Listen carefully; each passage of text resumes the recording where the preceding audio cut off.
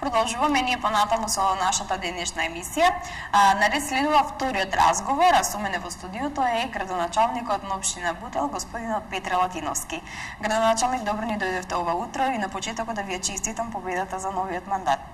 Добро, благодарам на поканата, благодарам на искрените зборови. Меѓутоа, во почетокот јас би сакал да изразам, да ги поздравам граѓаните на општина Бутел.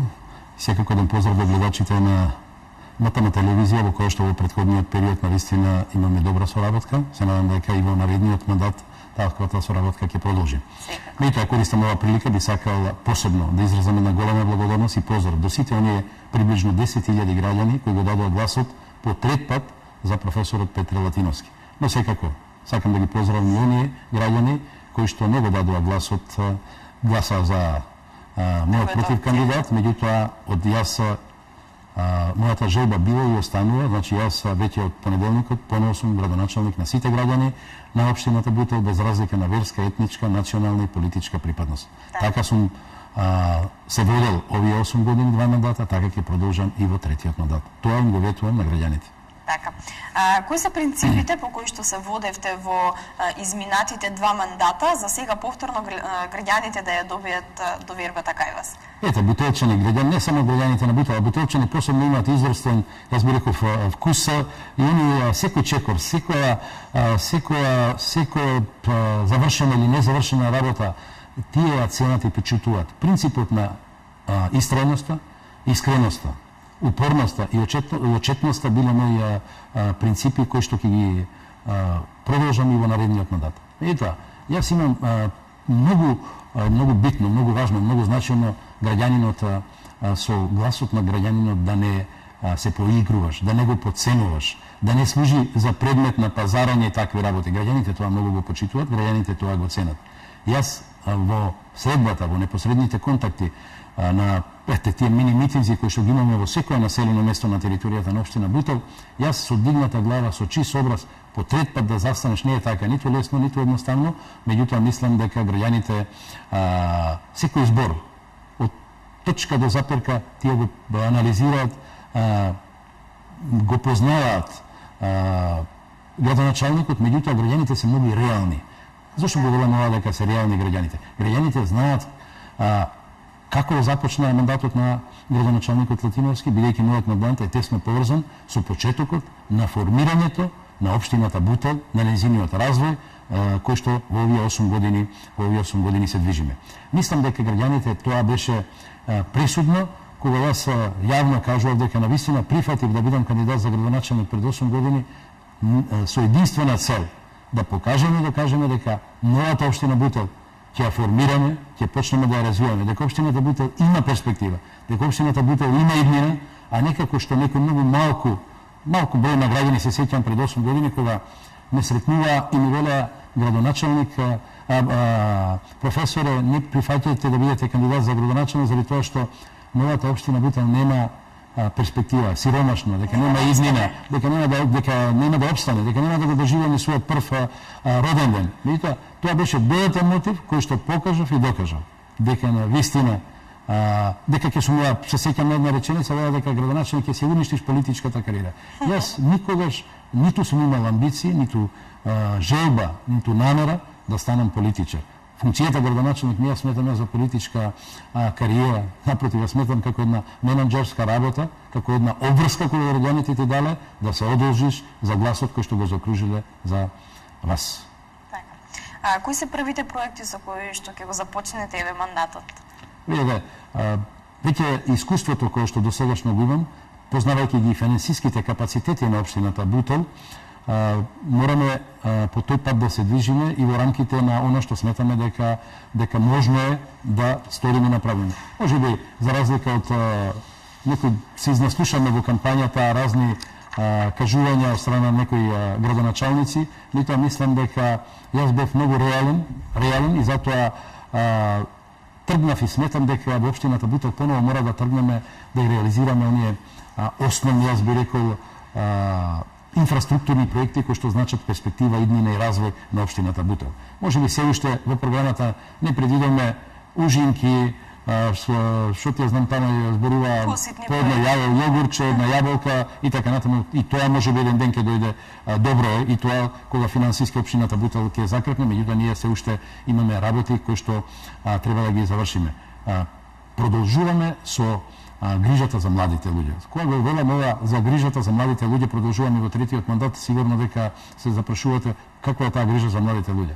Па ние започнуваме на прво место беше изградба на основното училиште Живко Брајковски.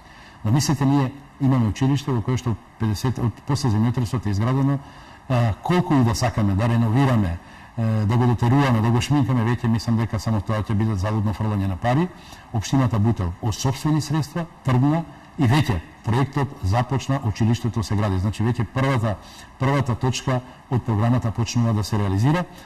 Мислам дека тоа ќе биде едно современо училиште на 5000 метри квадратни, значи перспективно за еднината на тој цел простор Живко Брајковски, ја би рекол и општината Бутел, каде што училиште кое што прво ќе биде за грејање, за затоплувањето ќе биде на природен газ, што представува уште еден чекор кон еколошка грижа за екологијата, и секако дека кога велиме за грижа за младите, продолжуваме и со изградба и донесување на план. Сега при крај сме на втората или третата седница, мислам дека тоа ќе го направиме. Чекаме од Министерството за транспорт и врски последната позитивно мислење и продолжуваме со изградба, да речам, донесување на план, проекти и така натаму, и во наредниот период изградба на уште едно училиште, а тоа ќе биде училиштето во населеното место Избегол.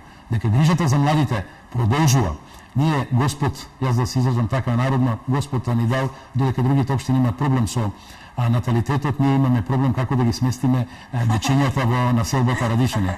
Таму капацитетот е 180 деца, а ние имаме веќе 280, што би рекло, една граѓанка ми пријаѓа дека уште бремена бара место за своето бебе утре ден да биде сместено. Навистина, започнуваме исто така со изградба на градинка, дали ќе биде во склопот на самата градинка, ќе ја прилагодиме, доградиме, значи изградба на градинка во населеното место Радишање.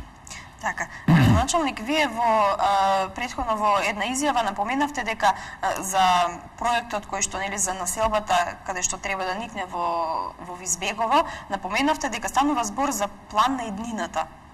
Да, мислам проектот кој што го изработивме за населеното место Визбегово, прво многу напори сум дал за овие години тој простор да го заштитам од узурпација.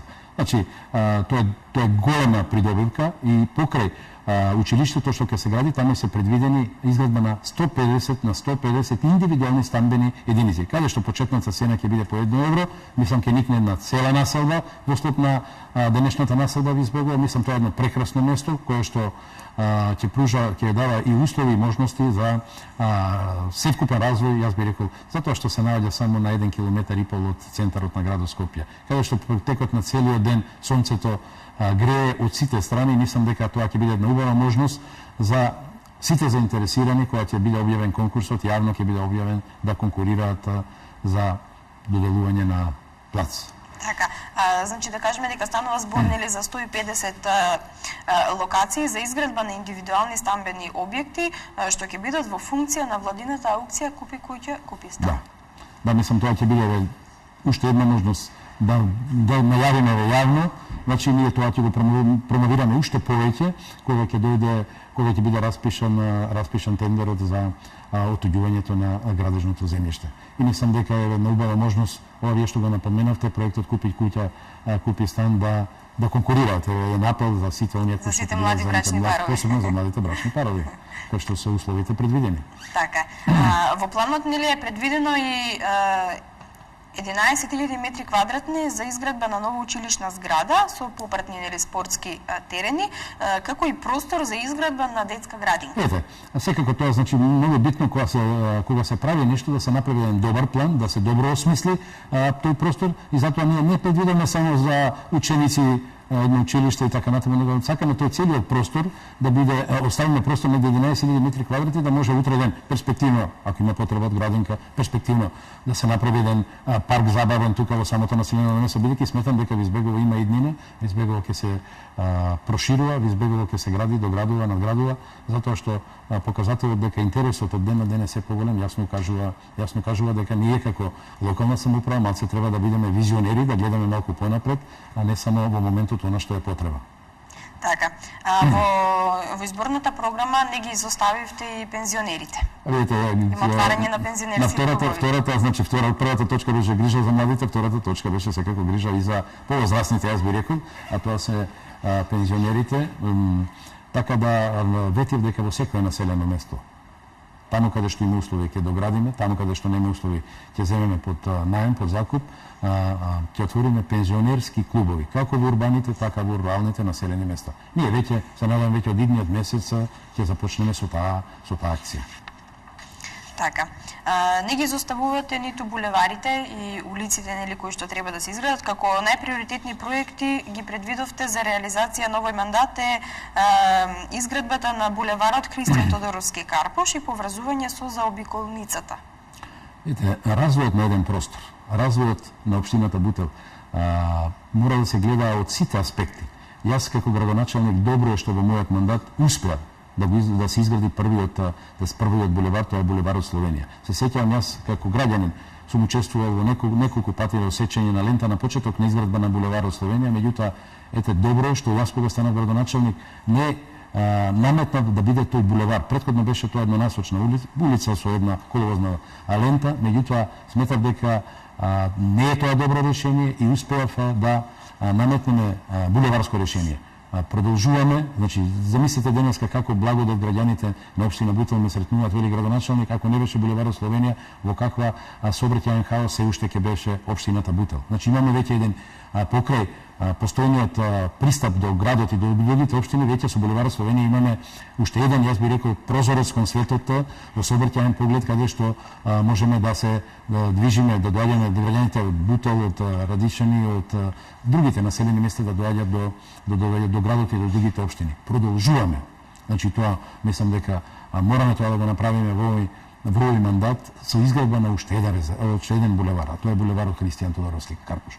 Многу значаен булевар, затоа што каде ќе се движи булеварот Христијан Тодоровски Карпуш? Од подвожњакот, значи од денешниот негдека од Чаир продолжува, ќе се движи и ќе завршува на заобиколницата, на раскрсница, на петлјата, на раскрсницата на самата заобиколница. Со тоа мислам дека во сообраќаен поглед општината Бутел ќе може да се пофали, затоа што со булеварот Христијан Тодоровски Карпуш и метежот кој што веќе почнува да се создава, посебно во раните утрински на утро кога граѓаните одат на своите работни места, веќе почнува да се создава, почнува да станува претесна улицата Бутелска, која што исто така во мојот мандат успеав во првиот проект кој што ја реализирам токму беше улицата Бутелска, иако не беше надлежност на општината, меѓутоа сметав дека беше многу битна таа улица да се реновира. Ве 8 години се користи рационално, доста оптеретена. Мислам дека со изградба на булеварот Христијан Тодоровски Карпуш веќе за наредните 30 години